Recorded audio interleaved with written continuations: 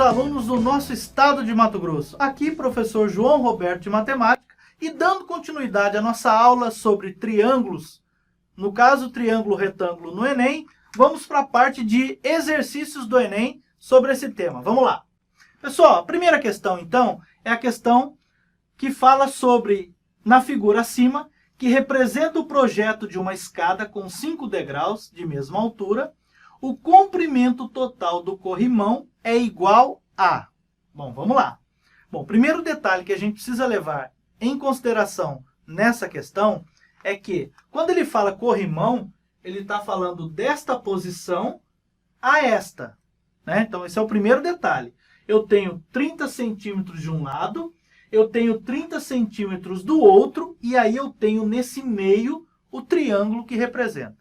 Queridos, então a primeira ideia que a gente tem com um texto relacionado a triângulo é saber quem é o cateto oposto, quem é o cateto adjacente, quem é a hipotenusa, e saber se eu só tenho lados referentes a esse triângulo ou se eu tenho lados e ângulo. Lembrando, quando eu tenho somente lados, eu trato do teorema de Pitágoras. Quando eu tenho lado e ângulo, eu preciso saber o que eu tenho em mãos para saber se eu uso seno, cosseno ou tangente. Então, a minha primeira dica em cima do primeiro exercício para o Enem: construa o teu triângulo.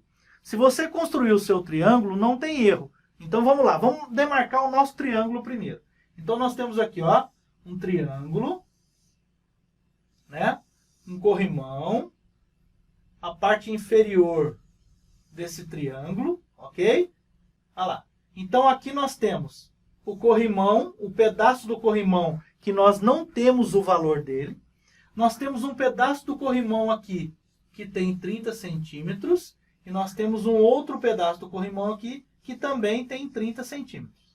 Bom, essa altura, pelo desenho, a gente verifica que tem 90 centímetros.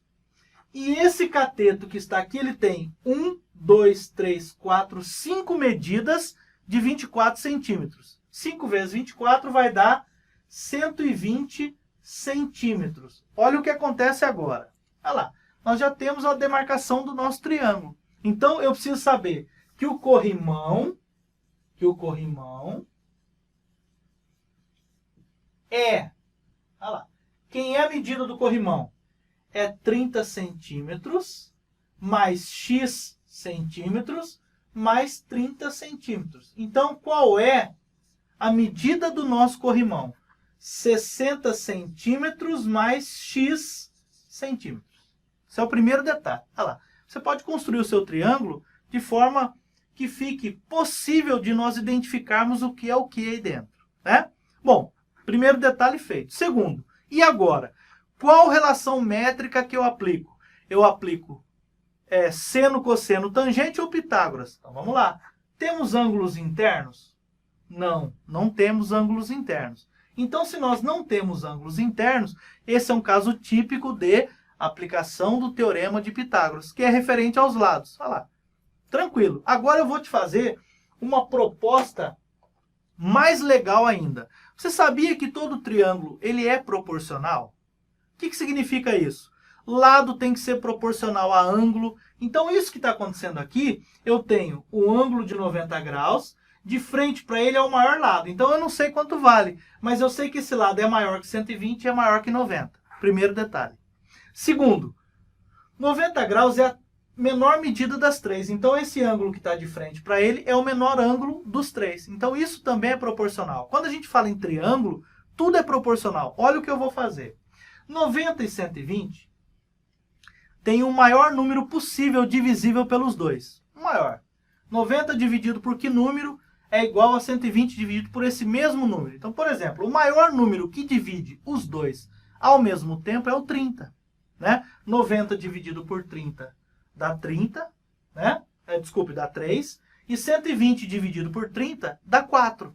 Então, eu posso escrever o 90 de que maneira? Quem é o 90? É 3 vezes 30. Olha que legal isso aqui. Você diminui o seu cálculo. Porque como você não pode usar calculadora, fica ruim de você trabalhar com um número muito grande. Quem é o 120? Ó? É 4 vezes 30 Olha lá. E quem é o x? É algum número, vou chamar de n, vezes 30 também. Olha lá. Com isso, eu posso definir que esse triângulo, ele é um triângulo proporcional a um triângulo 3, 4, olha lá. 3, 4, vamos mudar de cor para poder ficar melhor. 3, 4, olha lá. E aqui eu posso colocar o n. Eu diminuo o meu número. Qual é o importante? O número que eu encontrar, eu tenho que multiplicá-lo por 30 para poder dar o x. Da forma que está, eu estou descobrindo o n. Então, de novo, por que eu estou fazendo isso? Para te mostrar que tudo no triângulo é proporcional e para você trabalhar com poucos números. Então, se aqui é 3 vezes 30, aqui é 4 vezes 30, aqui é o número que eu descobri aqui, vezes 30. Aí ele vai me dar o x. Então, ficaria, pelo teorema de Pitágoras, n ao quadrado é igual a 3 ao quadrado mais 4 ao quadrado. Hipotenusa ao quadrado é igual à soma dos catetos elevados ao quadrado. N ao quadrado é igual a 9, que é 3 vezes 3, né? O que é 3 ao quadrado? É ele multiplicado por ele duas vezes, então dá 9. Mais, o que é 4 ao quadrado? É ele multiplicado por ele duas vezes. 4 vezes 4, 16. Ou seja, n ao quadrado é igual a 25, n é igual a raiz quadrada de 25. Ou seja, o n vale 5. Cuidado, o n vale 5, não o x. Bom, se o n vale 5, quem é o x? 5 vezes 30, que vai dar 150. Olha lá, você diminui o teu cálculo. Já pensou? 90 ao quadrado mais 120 ao quadrado. 90 vezes 90, 120 vezes 120. Olha o tamanho da conta que está. Então, se você tem um múltiplo comum, né, um divisor comum aos 3, acaba facilitando a tua vida, né? Ou seja, se o n vale 5, quem é o x? Ele vale 150 centímetros. Por quê? Porque o x é 5 vezes o 30. Olha lá. Então, a gente acaba descobrindo ele de uma maneira mais rápida. Menos cálculo, né? Porque na hora você não vai poder usar calculadora. Ok? Então, isso aqui facilita bastante sua conta. Ou seja, quem é o corrimão, então?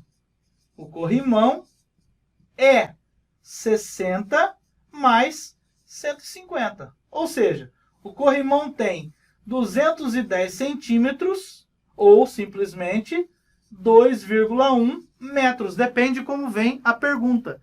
Se ele quiser em centímetro, a resposta é 210. Se ele quiser em metro, se um metro tem 100 centímetros, 210 centímetros tem 2,1 metros. Ok? Note então, você tem que saber se o triângulo é retângulo ou não. Primeiro ponto. Determinou. É retângulo porque ele fala dessa altura aqui, ele representa na figura original o ângulo de 90 graus. A partir daí, crio o triângulo e verifico qual é a razão trigonométrica. Como não tem ângulo interno, foi Pitágoras, né? E eu usei um padrão de proporcionalidade, que é você trabalhar um divisor comum aos 3 ao mesmo tempo. Por isso, o lado vale 150. Tranquilo? Voltando ao texto, então, nós descobrimos 210 centímetros ou 2,1 metros. Alternativa correta, letra D, 2,1 metros. Ok? Então, a gente poderia ter determinado na unidade centímetro ou na unidade metros. Então, no texto original, ele começou em centímetro, mas a resposta ele preferiu em metros. Então, por isso, 2,1. Questão 1 do Enem da aula de triângulo retângulo. Alternativa correta, letra D. Vamos agora para a nossa questão de número 2. Bom, que trata a questão de número 2 do Enem de 2011. Para determinar a distância de um barco até a praia, um navegante utilizou o seguinte procedimento. A partir de um ponto A, mediu o ângulo visual alfa, fazendo mira em um ponto fixo P da praia. Mantendo o barco no mesmo sentido, ele seguiu até um ponto B, de modo que fosse possível ver o mesmo ponto P da praia, no entanto, sobre um ângulo visual 2α. A figura ilustra essa situação. Suponha que o navegante tenha medido o ângulo alfa 30 graus. E ao chegar ao ponto B, verificou que o barco havia percorrido a distância AB igual 2.000 metros. Com base nesses dados e mantendo a mesma trajetória, a menor distância do barco até o ponto fixo P será. Queridos, uma questão bem cara do Enem mesmo. Texto grande, texto interpretativo, né? O que mata a questão que o triângulo será retângulo, quando ele fala de menor distância. A menor distância de qualquer ponto tem que ser perpendicular, que é ali que a gente acaba determinando a distância real. Eu quero medir a altura dessa televisão. Eu vou colocar uma trena torta? Não, eu vou colocar ela perpendicular. Então lembra no começo da aula de triângulo, palavras mágicas, altura, distância, né? Ok? Então isso que vale. Bom, vamos tentar analisar a situação desde o início. Ele fala que o barco está num ponto A, numa trajetória de A até C. Olha lá. Digamos que aqui seja C. Então o barco está nessa posição. Dessa posição, o barco vê lá na praia um ponto fixo, que ele chamou de ponto P na praia. Olha lá. Desse ponto de A, quando ele visualiza esse ponto P na praia, ele falou que o ângulo formado foi um ângulo de 30 graus. Bom, essa de A a C é a trajetória do barco. Ele vai continuar nessa trajetória. Porém, esse barco, quando chega num ponto B, vou marcar ele aqui, ele visualiza o mesmo ponto fixo na praia, lógico, sobre um outro ângulo. Já não pode ser o mesmo ângulo, porque ele viu a 30 graus quando ele estava no ponto. Depois que ele caminhou 2.000 metros, ele parou num ponto B, ou visualizou de um ponto B, aquele ponto fixo na praia sob um ângulo de 2α. Então, se ele falou que alfa é 30, então se é 2α tem que ser 60. Ele quer saber a menor distância do barco nessa trajetória. Ele vai continuar nessa trajetória, ó. Ele não vai sair daqui. Qual é a menor distância que ele tem do ponto P? Olha quem é a menor distância, queridos. Ó. Lembrando, distância e altura tem que ser perpendicular. Então é isso que ele quer. O barco vai continuar vindo nessa trajetória. Quando ele chegar num ponto que ele consegue visualizar sobre o menor possível, é o que ele quer que a gente determine. Ok? Então verifique comigo. Olha o triângulo montado. Aqui a gente não tem um triângulo. Nós temos dois retângulos, porque nós temos, na realidade, três. Ó, primeiro triângulo retângulo. AP. Vamos colocar aqui M. Então eu tenho um triângulo APM. Eu tenho um triângulo ABPM. Eu tenho outro triângulo retângulo. Então eu tenho, ó, APM, primeiro triângulo retângulo. BPM, segundo triângulo retângulo. E eu tenho um triângulo qualquer, APB. Olha lá, eu tenho um triângulo obtusângulo, que a gente viu lá no comecinho da aula sobre triângulos, né? Então a gente tem três. Bom, o que a gente tem que saber? Como eu disse lá na aula de triângulo, que tudo no triângulo é proporcional, e na questão relacionada também ao corrimão da escada, tudo é proporcional, né? Tudo. Então o que acontece aqui? Quando eu estou numa posição e não me desloquei nada ainda, eu enxergo um objeto sobre um ângulo de 90 graus. Então eu estou na base. Digamos que isso aqui seja uma parede. Eu estou na base da parede e eu enxergo sobre um ângulo de 90 graus. Então, qual foi a distância percorrida? Nenhuma. Qual é o ângulo de referência? 90 graus. Ao momento que eu começo a caminhar, olha o que acontece. A minha distância começa a aumentar. O meu ângulo começa a diminuir. São grandezas inversamente proporcionais.